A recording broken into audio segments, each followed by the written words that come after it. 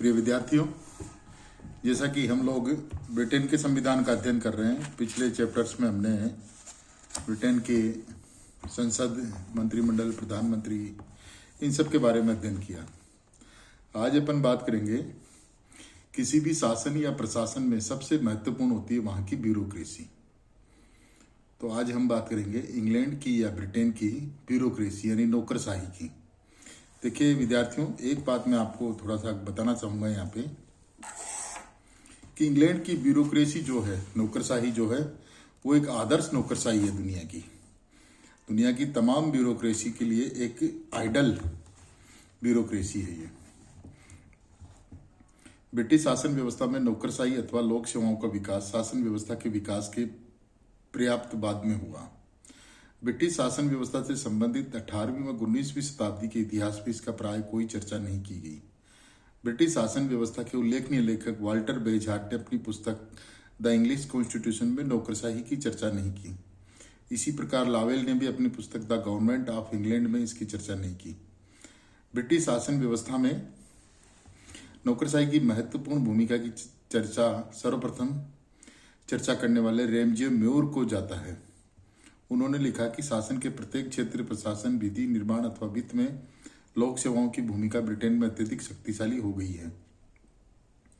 प्रारंभ में इंग्लैंड में जब तक शासन का स्वरूप सरल रहा तब तक कार्यपालिका के साथ प्रशासनिक तंत्र पर पृथक से विचार करने की आवश्यकता नहीं पड़ी। मुनरो लिखता है कि ब्रिटेन में लोक सेवाओं का विकास ईस्ट इंडिया कंपनी के साथ हुआ, क्योंकि यह कंपनी भारत में काम चलाने के लिए बड़े पैमाने पर ब्रिटिश नवयुवकों को भर्ती करती थी। चूंकि कंपनी की नौकरी में अच्छा वेतन मिलता था, अतः यह बड़े आकर्षण का केंद्र बनी।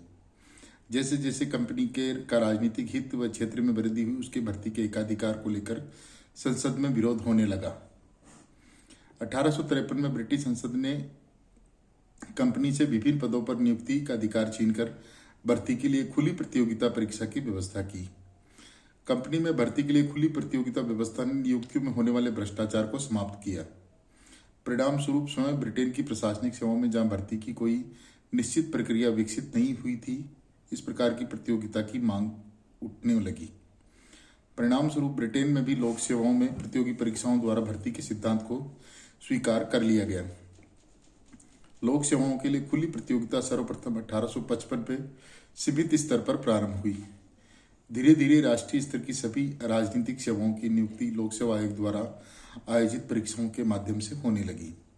इस प्रकार ब्रिटेन में अनुग्रह के आधार पर लोक सेवकों की भर्ती को अधिकाधिक निष्पक्ष व योग्यता पर आधारित बनाने के निरंतर प्रयास किए गए।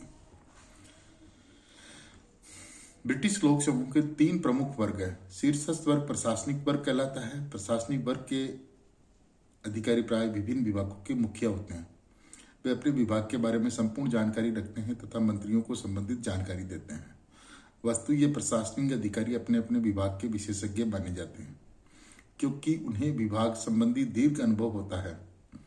दूसरी श्रेणी में अधिशासी वर्ग आता है, जो शासन में दैनिक कार्यों से संबंधित होता है।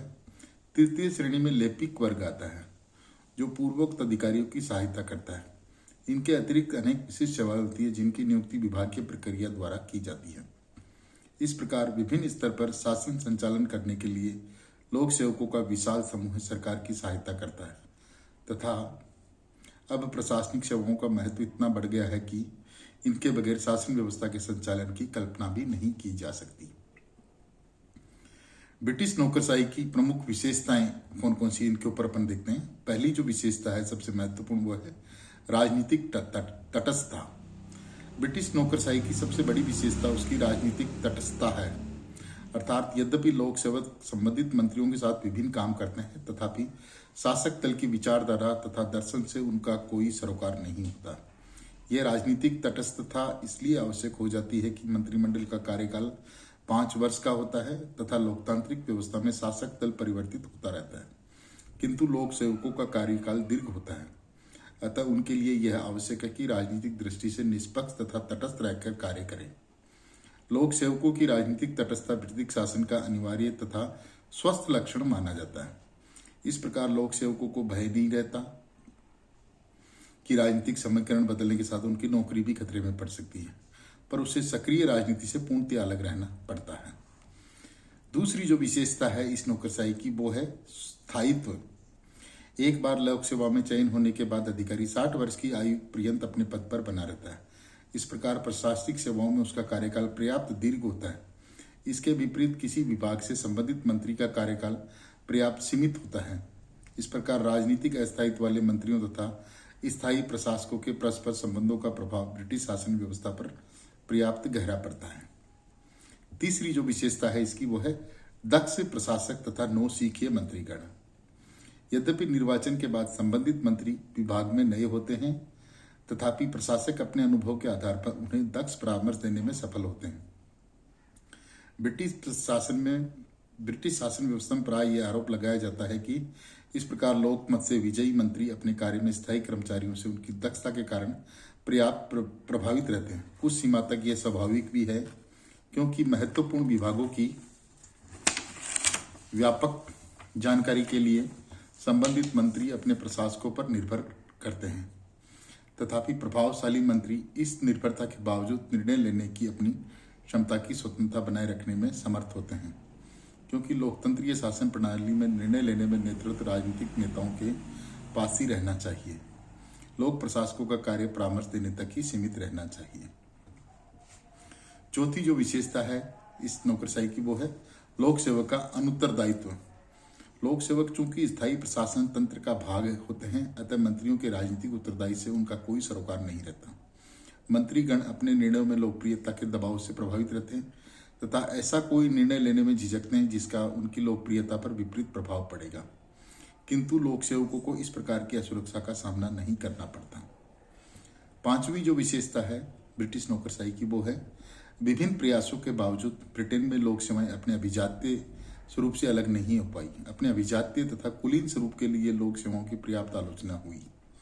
प्राय यह चिंता व्यक्त की जाती है कि शासन व्यवस्था के उत्तरोत्तर लोकतंत्रीकरण के बावजूद विभिन्न सरकारों को, जिनमें श्रमिक दल की सरकारें भी शामिल है, प्रशासनिक सेवाओं का लोकतंत्रीकरण करने में सफल नहीं हुई।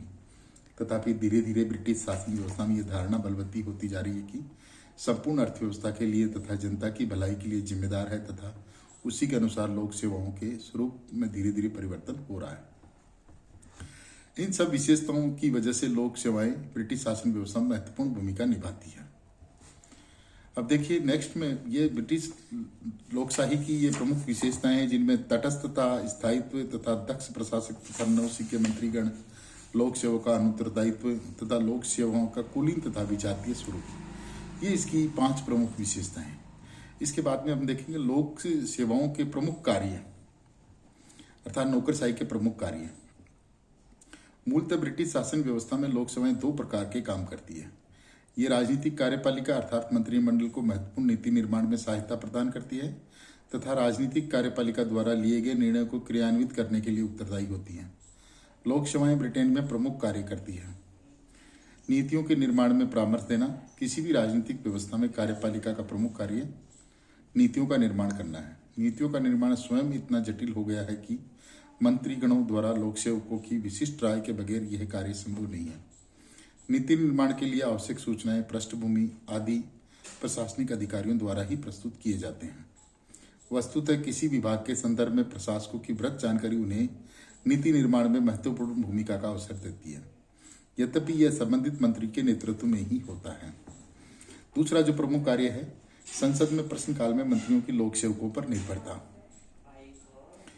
मुनरो कहता है कि शासन संचालन में मंत्रियों की लोक सेवकों पर निर्भरता सदन में प्रश्नकाल के दौरान सर्वाधिक दृष्टिगोचर होती है। संसदीय व्यवस्था में सांसदों को मंत्रियों से प्रश्न पूछने का अधिकार होता है। प्रश्न का जवाब देने के लिए मंत्री पूर्णतया लोक सेवकों पर निर्भर करता है, क्योंकि प्रश्न से संबंधित संपूर्ण जानकारी संबंधित लोक सेवकों द्वारा एकत्र की जाती है तथा प्रश्नों के उत्तर भी उन्हीं के द्वारा लिखे जाते हैं। इसलिए कभी कभी कहा जाता है कि मंत्री सदन में वही बोलते हैं जो लोक सेवक चाहते हैं, किंतु ऐसा नहीं है, क्योंकि तथ्यों को प्रस्तुत करने में मंत्री अपनी दलीय विचारधारा से प्रभावित होता है।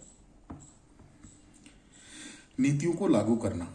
तीसरी जो इसका कार्य है वो नीतियों को लागू करना। ब्रिटिश मंत्रिमंडल अपनी नीतियों को क्रियान्वित करने के लिए विभिन्न प्रशासनिक विभागों पर निर्भर करता है तथा इन विभागों की अध्यक्षता वरिष्ठ लोक सेवकों को प्राप्त होती है। मंत्रिमंडल द्वारा प्रतिपादित व्यापक नीतियों के आधार पर ही लोक सेवक अपने अधीनस्थ कर्मचारियों को निर्देश देते हैं। इसी प्रकार मंत्रियों के अधीनस्थ लोक सेवकों को चूंकि प्रशासन से संबंधित व्यवहारिक ज्ञान होता है, अतः अनुभव के आधार पर वे मंत्रियों को राय देते हैं।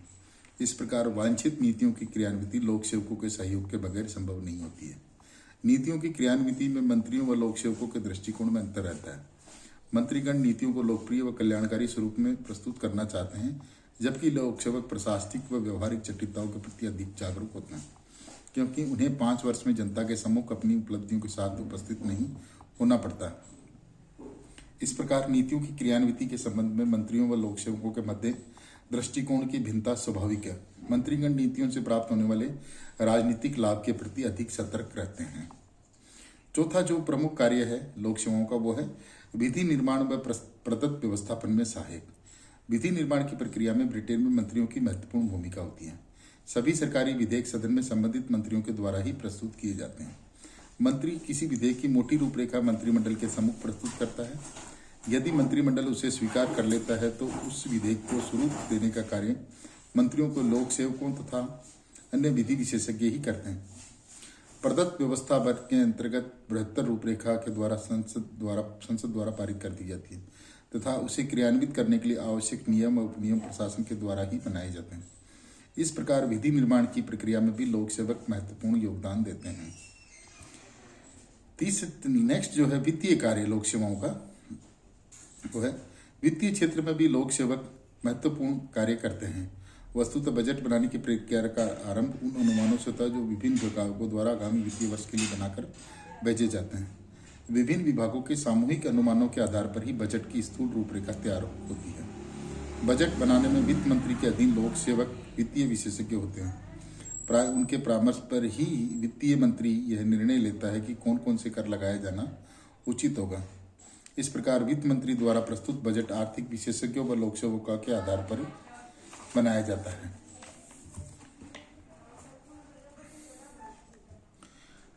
सरकार तथा जनता के मध्य संपर्क का सूत्र। वस्तुतः सरकार के विभिन्न कार्यों के संदर्भ में सामान्य जनता का संपर्क प्रशासनिक अधिकारियों से ही होता है।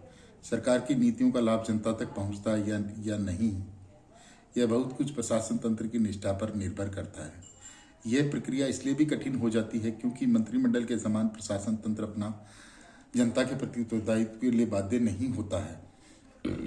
इस प्रकार पिछली शताब्दी में संपूर्ण शासन प्रक्रिया पर लोक सेवाओं का प्रभाव काफी बढ़ गया। मंत्रिमंडल की शक्तियों में बढ़ोतरी के साथ लोक सेवकों की शक्तियों में भी पर्याप्त वृद्धि हुई तथा मंत्रियों व लोक सेवकों का परस्पर संबंध पर्याप्त आलोचना व चर्चा का विषय बना रहा। इस प्रकार विद्यार्थियों, ये है मतलब ब्रिटिश नौकरशाही की प्रमुख विशेषताएं और इसके प्रमुख कार्य हैं। अब देखा जाए तो देखो, ब्रिटेन की जो नौकरशाही है वो एक तरह से की तटस्थ नौकरशाही है। ये एक महत्वपूर्ण विशेषता इसकी है और इसकी तटस्थता के कारण ही ये एक आइडल नौकरशाही दुनिया की मानी जाती है, क्योंकि सरकार राजनीतिक नेतृत्व तो बदलता रहता है।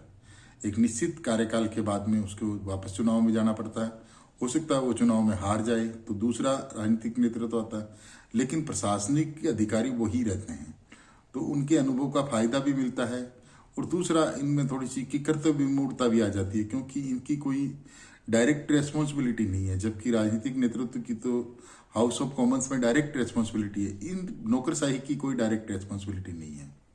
तो इसीलिए कई बार कहा जाता है कि मंत्री वही बोलते हैं जो उनके अधिकारी उनसे बुलवाते हैं, लेकिन इसके इतर इसका कोई समाधान भी नहीं है। प्रशासनिक तंत्र में नौकरशाही तो होनी होगी, इसके बिना तो काम ही नहीं चलेगा। तो इस प्रकार यह है ब्रिटेन की नौकरशाही की विशेषताएं और नौकरशाही के प्रमुख कार्य। Thank you very much.